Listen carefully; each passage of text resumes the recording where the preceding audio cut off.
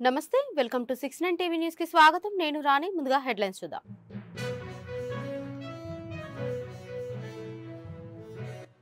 తెలుగు రాష్ట్రాలు ఆర్థికంగా రాజకీయ పరంగా అభివృద్ధి చెందాలి తిరుమల శ్రీవారిని దర్శించుకున్న డిప్యూటీ సీఎం బట్టి విక్రమార్క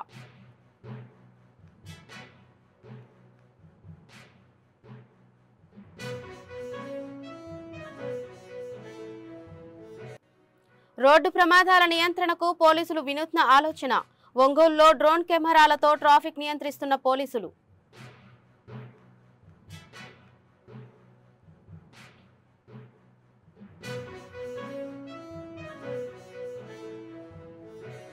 కొత్త సంవత్సరం రావడంతో కిటకిటలాడుతున్న దేవాలయాలు సత్యసాయిబాబా మహాసన్నిధిని దర్శించుకున్న నటి సాయి పల్లవి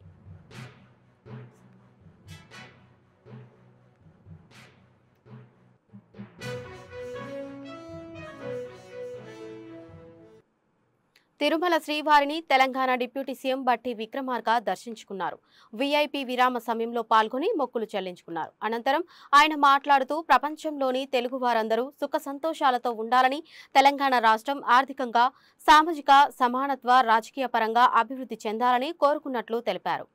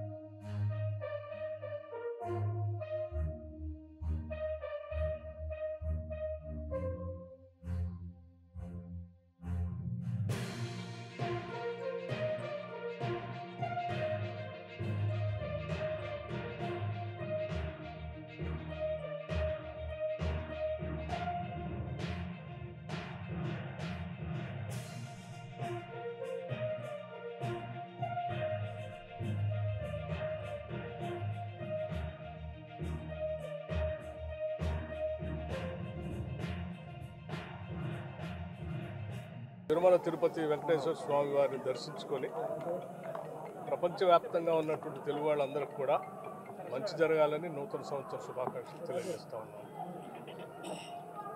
తెలంగాణ రాష్ట్రం అట్లాగే ఆంధ్రప్రదేశ్ కూడా మంచి ఆర్థిక పరిస్థితులతో పాటు సామాజిక రాజకీయ అంశాలతో పాటు ఈ రెండు రాష్ట్రాలు కూడా బాగా అభివృద్ధి చెందాలని, తద్వారా ప్రపంచంలోనే ఒక ప్రముఖమైనటువంటి స్థానాలుగా ఈ తెలుగు రాష్ట్రాలు ఎదగాలని చెప్పి దానికి వారి స్వామివారి ఆశీస్సులు రెండుగా కావాలని వారిని కోరుతూ దర్శనం చేసుకోవటం జరిగింది.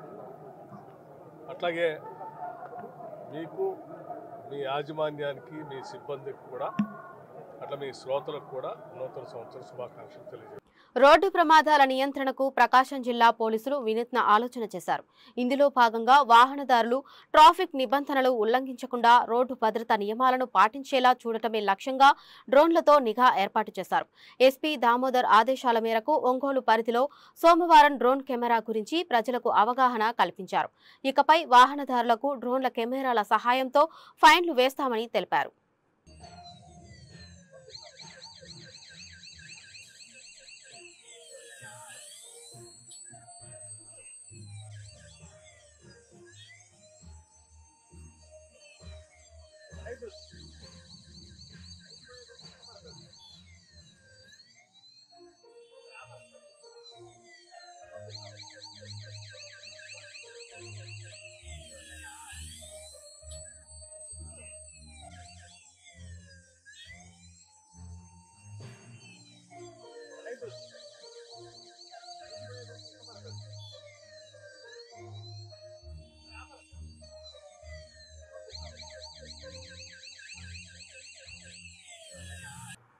నంద్యాల జిల్లాలో నాపరాతి పరిశ్రమలు మూతపడకుండా అన్ని చర్యలు తీసుకుంటామని, నాణ్యమైన డిమాండ్లను ముఖ్యమంత్రి దృష్టికి తీసుకుపోతామని నంద్యాల పార్లమెంట్ సభ్యురాలు బైరెడ్డి శబరి, డోన్ మాజీ ఎమ్మెల్యే కోట్ల సుజాతమ్మలు కోరగా దీక్షలు విరమించారు. 10 రోజులుగా బేతంచెర్ల మైనింగ్ కార్యాలయం ముందు దీక్షలు చేస్తున్న వారికి ఎంపీ శబరి నిమ్మరసం అందించి దీక్షలు విరమింపజేశారు. ఇక్కడ ధర్నా చేయడం 10 రోజుల నుంచి ధర్నా చేయడం అనేది ఈరోజు తెలిసి నేను ఇక్కడికి రావడం జరిగింది. ఖచ్చితంగా మనం గమనిస్తే 2014 నుండి మన తెలుగుదేశం పార్టీ ప్రభుత్వం ఎప్పుడైతే వచ్చిందో అప్పుడు రాయల్టీస్ కేవలం టన్నుకి 100 రూపాయలు అలా ఉన్నాయి. దాని తర్వాత మరి వైఎస్ఆర్సీపీ ప్రభుత్వం వచ్చిన తర్వాత అన్న మీకు న్యాయం కావాలా వద్దా, ఎవరైతే మేము ధర్నాలు చేసాం న్యాయం కోసం, ఎప్పుడు కూడా అప్పుడు ఎమ్మెల్యేలు కానీ ఎంపీలు కానీ మేము ధర్నా చేసినప్పుడు రాలేదు. కానీ ఈరోజు ధైర్యంగా మా ప్రభుత్వం ఉన్నా కూడా ఈరోజు ఎమ్మెల్యే గారి తరఫునైతేనేమి ఒక ఎంపీగా ఈరోజు మిమ్మల్ని ఆదుకోవడానికని మేము ఈరోజు ధైర్యంగా వచ్చాం. మాకేమీ భయం లేదు. ఈరోజు రాజకీయం మా స్వార్థం కోసం మేము దిగలేదు. కేవలం పార్టీలకు అతీతంగా కుల మతాలకు అతీతంగా ఈరోజు రాజకీయం చేయాలి అనుకున్నాము.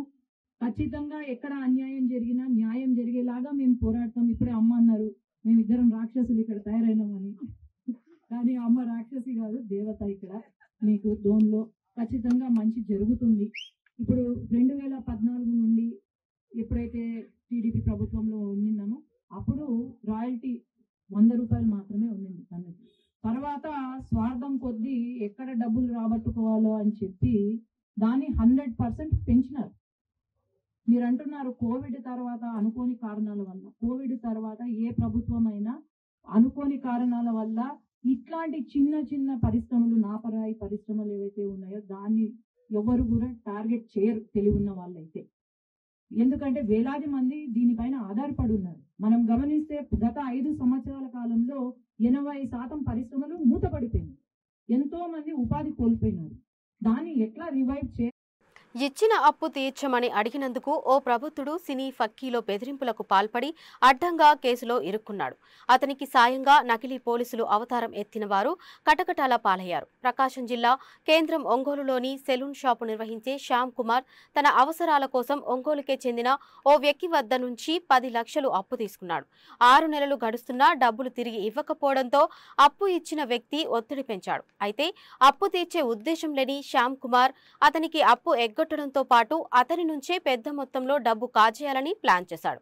హైదరాబాద్లో ఫ్యాషన్ డిజైనింగ్ చేస్తూ యూట్యూబ్ వీడియోలు తీసే తనకు పరిచయస్తురాలైన విజయలక్ష్మిని శ్యామ్ కుమార్ సంప్రదించాడు. తనకు సహాయం చేయాలని, అందుకు డబ్బులు కూడా ఇస్తానని చెప్పాడు.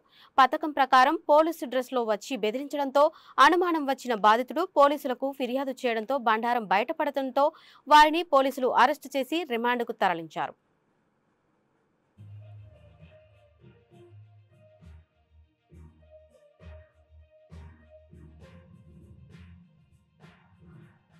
చల్లగల్ల సాయి శ్యామ్ కుమార్ అలియాస్ శ్యామ్ అనే అతను సలూన్ కమ్ బ్యూటీ పార్లర్లో రన్ చేస్తున్నారు. దాని కోసం ఒక వ్యక్తి దగ్గర ఒక 10 lakhs అప్పు తీసుకోవడం జరిగింది. అతను రీపేమెంట్ చేయకుండా ఉంటే గత 10 monthsగా రెగ్యులర్గా అడుగుతున్నారు ఈ అప్పు ఇచ్చినటువంటి వ్యక్తి. ఆయన సమాధానం చెప్పకుండా దాటివేస్తున్న సందర్భంలో దీన్ని ఎలాగైనా తప్పించుకోవాలి అని చెప్పి ఒక ప్లాన్ చేశారు ఈ శ్యామ్ అనే వ్యక్తి. ఈ ప్లాన్ ప్రకారం ఇతను హైదరాబాద్లో ఇతని దగ్గర పనిచేసినటువంటి వందన అనే ఒక అమ్మాయి అలియాస్ నిమ్మల విజయలక్ష్మి అనే అమ్మాయి ఇంతకుముందు ఇతని దగ్గర పనిచేసింది ఈ మేనేజర్గా. ఆ అమ్మాయి ద్వారా ఒక టీంని ఏర్పాటు చేయడం జరిగింది. మొత్తం ఈ టీంలో 9 మంది, ఇతను కాకుండా 8 మంది. ఈ టీంలో ఏంటంటే ఒక సర్కిల్ ఇన్స్పెక్టర్గా, ఒక ఇన్స్పెక్టర్, సబ్ ఇన్స్పెక్టర్గా, అలాగే లేడీ కానిస్టేబుల్గా, అలాగే మహిళా పోలీసులు, ఉమెన్ పోలీస్గా కొన్ని క్యారెక్టర్లను వీళ్ళు రెడీ చేసుకొని దానికి తగ్గట్టు కృష్ణానగర్లో వీళ్ళు సినిమాల్లో జూనియర్ ఆర్టిస్టులుగా కూడా కొంతమంది పనిచేస్తున్నారు. సో ఈ డ్రెస్సులన్నీ కూడా రెంట్కి తీసుకొని సో వీళ్ళు ఒంగోలుకి వచ్చారు. 28th ఏం చేస్తారు, 29th ఏం చేస్తారంటే ఆ అబ్బాయిని, ఈ యొక్క శ్యామ్ అనే అబ్బాయి పిలిపించి ఒక ఇంటికి పిలిపించారు, డబ్బులు ఇస్తామని అని చెప్పారు. వచ్చిన తర్వాత అతన్ని బట్టలన్నీ ఇప్పించేసి అలాగే అతన్ని న్యూడ్గా ఫోటోలు తీయటం అలా చేసి అక్కడి నుంచి అతన్ని ఒక కెమికల్ అలాగే డ్రగ్ లాగా దొరికిందని చెప్పి అతన్ని బ్లాక్మెయిల్ చేసి వీడియో తీశారు. ఇది డ్రగ్ ఉంది ఇంట్లో, నువ్వు అమ్ముతున్నావు అని చెప్పి అతన్ని భయపెట్టి ఇది వీడియో రిలీజ్ చేస్తాం, పోలీసులకు ఇస్తామని చెప్పి అతన్ని డిమాండ్ చేయడం స్టార్ట్. రాష్ట్ర ప్రజలకు భరోసా ఇవ్వడంలో కూటమి ప్రభుత్వం విఫలమైందని విజయనగరం జిల్లా జెడ్పీ చైర్మన్ వైసీపీ జిల్లా అధ్యక్షులు మజ్జి శ్రీనివాసరావు ఆరోపించారు. గత ప్రభుత్వంలో మాజీ ముఖ్యమంత్రి వైఎస్ జగన్మోహన్ రెడ్డి అన్ని రంగాల్లోనూ విప్లవంతమైన మార్పులు తీసుకువచ్చి ప్రభుత్వ పాలన మొత్తం పేద ప్రజలకు అండగా ధైర్యాన్ని ఇచ్చే విధంగా పరిపాలన సాగించడం జరిగిందన్నాడు. కానీ నేడు ఈ కూటమి ప్రభుత్వం తన సొంత మీడియాలకు, తన సొంత పత్రికలకు అనుగుణంగా మాత్రమే పాలన సాగిస్తుందని ఆపేక్షించారు. ఇకనైనా ముఖ్యమంత్రి చంద్రబాబు నాయుడు కళ్లు తెరిచి పేద ప్రజల కష్టసుఖాలను చూడాలన్నారు. ఆనాటి ఉమ్మడి ఆంధ్రప్రదేశ్, విభజన ఆంధ్రప్రదేశ్ అయిన తర్వాత అనేక సవాళ్ళను ఎదుర్కొంటూ ముందుకొచ్చిన తరుణంలో పేద ప్రజల అభివృద్ధి కాంక్షిస్తూ, ముఖ్యంగా రైతాంగం ముందుకు పోవాలి, రైతన్న బాగుండాలని చెప్పి ఆలోచన చేస్తూ, విద్యారంగంలో అనేక సమూలమైన మార్పులు తీసుకొస్తూ, లేదు వైద్య రంగంలో ప్రతి పేదవాడు కూడా నిండు నూరేళ్లు బతకాలని చెప్పి, ఆరోగ్యవంతమైన జీవనం సాగించాలని చెప్పి ఆలోచనతో మరి వైఎస్ఆర్సీపీ ప్రభుత్వం ముందుకెళ్లడంలో సఫలీకృతమయ్యామనే విషయాన్ని మీకు ఒకసారి మళ్ళీ గుర్తు చేస్తా ఉన్నాం.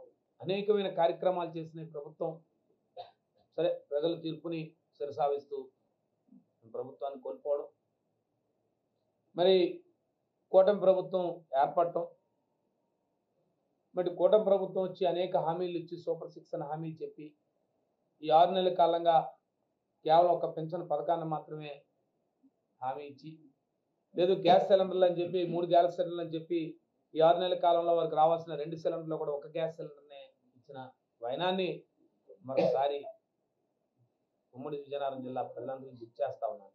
ఏ ఒక్క హామీలు అమలుపరచక ఎప్పటిలాగే చంద్రబాబు నాయుడు గారి తాలూకు ఆలోచనలు, ఎన్నికలు అధికారంలో రావడానికి ఒక మాట, అధికారంలోకి వచ్చిన తర్వాత ఒక మాట ఆయన ఎప్పటిలాగానే చెప్తూ, మరి ఎప్పటిలాగానే ఆయన మళ్ళీ బాధుడు కార్యక్రమాన్ని మొదలుపెట్టి ఈ 6 నెలల కాలంగా సుమారు 15,000 కోట్ల రూపాయలని విద్యుత్ ఛార్జీలతో పేద మధ్యతరగతి కుటుంబీల మీద ఆయన పెంచిన భారాన్ని వైఎస్ఆర్సీపీ ప్రభుత్వం ప్రజల్లోకి తీసుకెళ్లిన విషయాన్ని కూడా ప్రజలందరూ కూడా గుర్తుంచుకొని ఉన్నారు.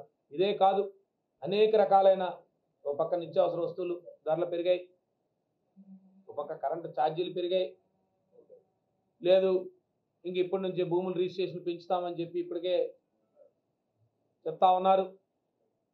మీరు 6 నెలల కాలంగా ప్రజల మీద భారాన్ని మోపడం తప్ప ప్రజల కోసం కానీ మీరు ఇచ్చిన హామీలు కానీ అమలుపరిచే కార్యక్రమాన్ని మీ 2024 సంవత్సరంలో ఒక్క కార్యక్రమం కూడా నోచుకోకపోవడం దురదృష్టకరం అని చెప్పి ఏవైతే ప్రభుత్వం. తిరుమల శ్రీవారిని నటులు శ్రీతేజ సంతానం దర్శించుకుని మొక్కులు చెల్లించుకున్నారు. తెలుగు సినిమా నటుడు శ్రీతేజ్ కొత్త సినిమా తీయనున్న బృందంతో కలిసి స్వామివారిని దర్శించుకున్నారు. స్వామివారి దర్శనం అనంతరం అర్చకులు వారికి వేద ఆశీర్వదనం అందించారు. ఆలయం బయట వారితో ఫోటోలు తీసుకోవడానికి భక్తులు ఆసక్తి చూపారు.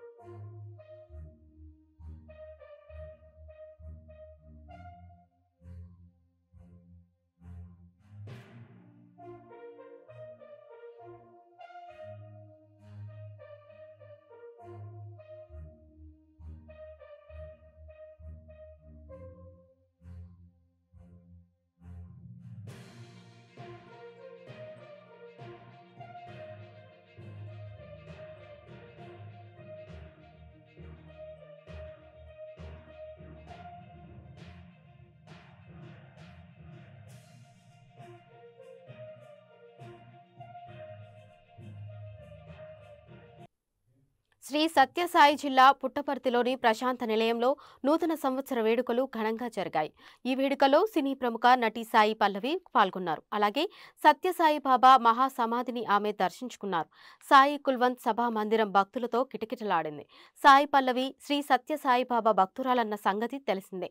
ప్రతి ఏడాది కొత్త సంవత్సర వేడుకల్లో భాగంగా ఆమె పుట్టపర్తి వచ్చి బాబా సమాధిని దర్శించుకుంటారు.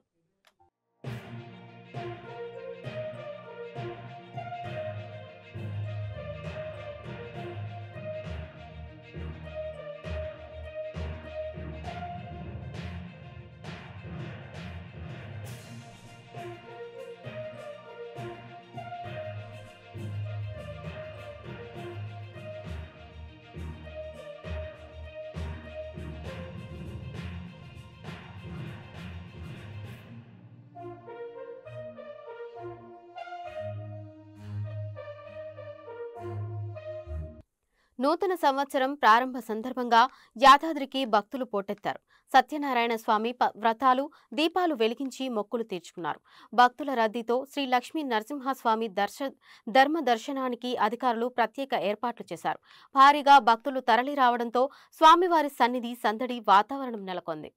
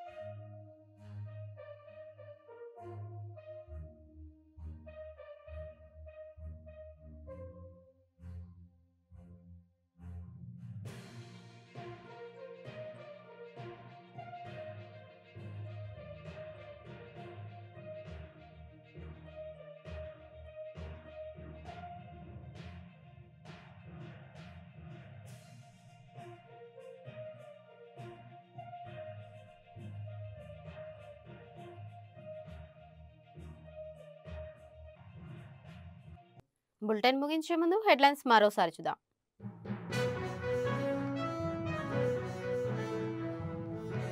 తెలుగు రాష్ట్రాలు ఆర్థికంగా, రాజకీయ పరంగా అభివృద్ధి చెందాలి. తిరుమల శ్రీవారిని దర్శించుకున్న డిప్యూటీ సీఎం బట్టి విక్రమార్క.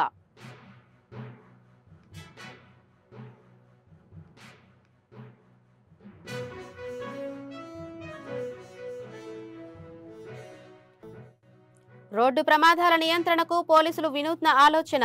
ఒంగోలులో డ్రోన్ కెమెరాలతో ట్రాఫిక్ నియంత్రిస్తున్న పోలీసులు.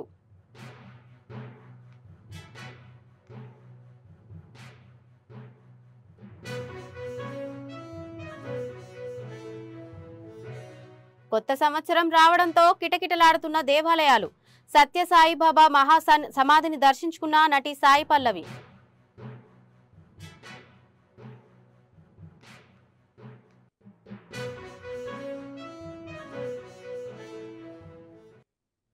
ఇవి ఇప్పటివరకు ఉన్న అప్డేట్స్. మరిన్ని అప్డేట్స్ కోసం చూస్తూనే ఉండండి 69 టీవీ న్యూస్.